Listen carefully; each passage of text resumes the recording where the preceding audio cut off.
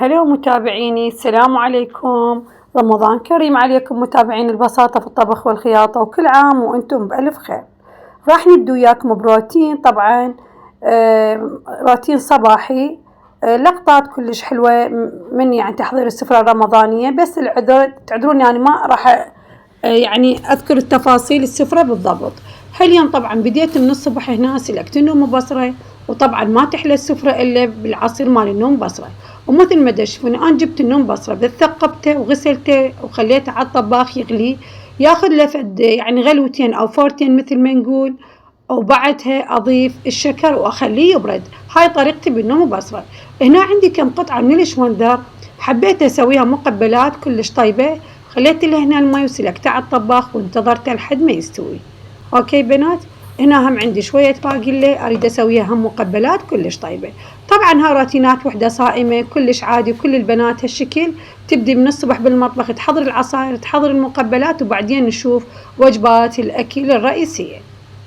هنا تشوفون شلون النوم بصرة بنات يغلي. انا طريقتي بس اثقب النومية واخليها تفور بلا ما اكسرها بلا ما اطلع النوى مالتها، واضيف لها الشكر او السكر حسب الرغبه ايش قد تريدين الحلا، واطفي النار عليه اخليه يبرد. هاي طريقتي بالشربت، حتى لو قبل ليله يصير بعد اطيب.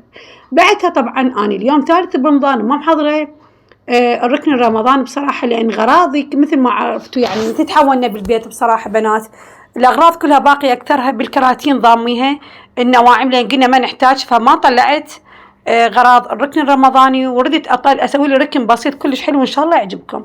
خذت هذا البورد مال كيك، وخذت هذا السوتاج اللي موجود عندي، وخذت هنا بطل كلش صغير مال مي ورد كلكم شايفينه. راح اسوي المدفع مال رمضان واسوي الفانوس مال رمضان. ودا تشوفون الطريقة كلش سهلة طبعا. قطعت هنا على شكل هلال من خلال صحن او اي شيء تحددين بيه هالشكل، وتقطعيها تسويها قاعدة للهلال وتلصقيها بالسيليكون. بعدها جبت السوتاج لصقته دار مدار هاي القنينة مال المي او مال المي ورد كلش صغيرة، وحفرت لها اقراص من نفس البورد مال الكيكة، وسويت التايرات مال المدفع. يعني شغلة كلش حلوة وسلسة بنفس الوقت. طبعا هذا كله شغلات بالسيليكون. والسوتاج نفسي راح امرره على هذا الهلال دار مداير. وش عندك من ستراس او شذرات تقدرين تضيفينها. المهم انا انطيك الفكرة. البورد هنا سعره ب500 دينار، وراح ينطيش نتيجة ولا اروع. دا تشوفون الهلال مالتنا طبعا هنا كملناه شغلات بسيطة، وانا دا اسرع الفيديو لان ما يحتاج هاي الشغلات اصورها وياكم كلكم شاطرات ومعدلات. دا تشوفون سويت النجمة وعندي ستراس خليته، وهنا طبعا صار المدفع ولا اروع يجنن. دا تشوفون من شغلات كلها موجودة بالبيت اعطت نتيجة ولا اروع للميز مالتي او للركن الرمضاني مالتي. طبعا هاي الصبح انا دا اشتغل بها عيني على الطباخ على العصاير وعيني هنا دا اشتغل بهاي الشغلات البسيطة. ودا تشوفوها بالبيجات بنات تنباع كلش غالية. ان شاء الله عجبتكم اليوم الفكرة، مجرد سوتاج وبطل.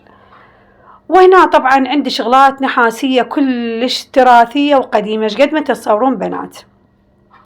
يعني صار مسودة الى درجة ضامتها كانت يعني ما كانت لها حاجة، بس شفت هاي الاغراض تنباع كلش غالية برا، قلت خل اطلعهم واحتاجهم بالركن الرمضاني. فورت هنا سودة وحامض الليمندوزي وخليتهم على الطبخ مدة ربع ساعة، وبعدين جلفتهم بالمجلافة وطني نتيجة خيالية. دا تشوفون يعني اللمعة مالتها تلمع لمع تجنن، خاصة هذا الهاون التراثي يجنن. انطى نتيجة تخبل احسن ما كنا راكلينه ما نحتاجه، لين بعد مين يستعمل الهاون ما حد يستعمله. فتفيد هيك الشغلات مال رمضان كلش حلوة. هاي خلصت من عتاها كل الصبح. بعدها استوى الشوندر. ايش راح اضيف له؟ مجرد اضيف عليها بس دبس الرمان حسب الكمية اللي تريديها، واخمرها واخليها بالثلاجة ساعة الساعة اطلعها يا اما الفطور يا اما تبقى ثاني يوم. طبعا ايش قد ما يتخمر الشوندر ويدبس الرمان تطلع نتيجة تجنن. اطيب مقبلات هاي بنات كلش طيب، احنا نحبها بالشتاء دائما نسويها. بما انها هسه يعني الشوندر مثل ما شفتوه يعني بالبداية من فورته اللون مالته تغير لان خلص الموسم مالته، بس يعطي نتيجة كلش طيبة. هاي المقبلات كملناها وراح اضمها بالثلاجة. بعدها طبعا النوم بصرة مالتنا برد، ودشفون اللون مالته هذا طبيعي بدون ما اضيف له اي منكهات او اي صبغ. اكو عوالي يضيفون له صبغ، انا بدون صبغ مجرد يبرد هو يعطي اللون. راح اضيفه بهاي الدولكة اللي صورتها احنا وياكم بالمشتريات، وش قد حلوة من تضيفيها على السفرة تجنن، هي والدولكات مالتها الصغار دا تشوفون يجننن، يعني شهن حتى الشربة البي ما شاء الله عليه خبل. هذا راح أحضره وأعوفنه على الميز. الصايم بعد ما يفطر ياخذ له دولكة صغيرة كلش حلوة. وهنا طبعا ما حضرت الميزان وياكم لأن الوقت داهمني على الفطور. عندي هاي النشرات علقتهم هشكل بالحائط مجرد بلاصق مال فلوس، وعندي هاي شغلات البيت. هاي اللي اشتريتها انا وياكم بالمشتريات، حبيت اضيف فيها بقوليات تمن فاصوليا عدس حمص، تبقى هاي بركات رمضان نضيفهن ويا البقوليات العيدنا يعني الموجودة الخازنيها من يخلص رمضان. وهاي الشغلات اللي عندي التحفيات الموجودة جوا ايدي خليتهم هالشكل على الميز. هاي المراية وهذا الشمعدان اللي لمعناه، وهذا اهلالنا اللي اشتغلناه احنا وياكم. وهاي الفوانيس مجرد انا اشتريت بس هاي الفانوسين النحاسية 2. وهذا الهاون مالتي قطة جمالية للميز. ودشفون مدفعنا ايش قد حلو يجنن، كل شيء ما خسرنا عليه بس مجرد سيليكون وسوتاج. بنات وراح احكي لكم على هذا الهاون. هذا الهاون طبعا اني ماخذته مال بيبيتي وام امي، وهم هسه اثنينهم بيبيتي ووالدتي يعني هي امي راحوا الدار حقهم. يعني صدقوني هذا الهاون اذا اقول لكم ايش قد عمره يجوز تستغربون، يعني تقريبا فوق ال100 سنه، لان تخيلوا البيبي يعني ماتت عمرها تقريبا بال60 سنه، وامي هم ما شاء الله ماتت سودة عليها يعني الله يرحمها ويرحم والديكم، ماتت بعمر تقريبا 55 سنه، يعني كسر بجمع تقريبا 100 سنه عمر هذا الهاون. واني خازنته كنت للذكرى والبركه، فهسه اليوم طلعته حل الميز مالتي. وهاي الفيكه مال التور شنو رايكم بيها؟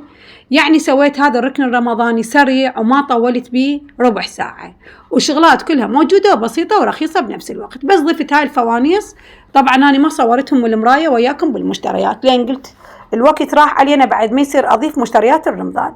وان شاء الله اليوم ركننا الرمضان عجبكم، وفيديونا السريع هم عجبكم، ومن شغلات بسيطة حلينا ركن البيت والركن رمضان. وإن شاء الله ينعاد عينا وعليكم بالخير والبركة والستر يا ربي. ما عليكم إلا تخلوا لي لايك تقديرا إلي تشجيعا منكم إنه، وما أنسى طبعا حضوركم بالقناة وتواجدكم. شكرا لكم وعلى تفاعلكم بقناتي. تحياتي لكم وين ما تكونون. طبعا هاي بعدها اللي هسه تقولون ما حضرتي سفرة رمضان، اجاني تليفوني بهالوقت هذا وانعزمنا خارج البيت، وهسه راح اعطيكم مقتطفات كلش صغيرة من العزيمة. وهنا عزيمتنا كلش كانت بسيطة، وعذرا طبعا على الشكل واحترام للعوائل الفقيرة. تحياتي لكم ورب يرزق الجميع.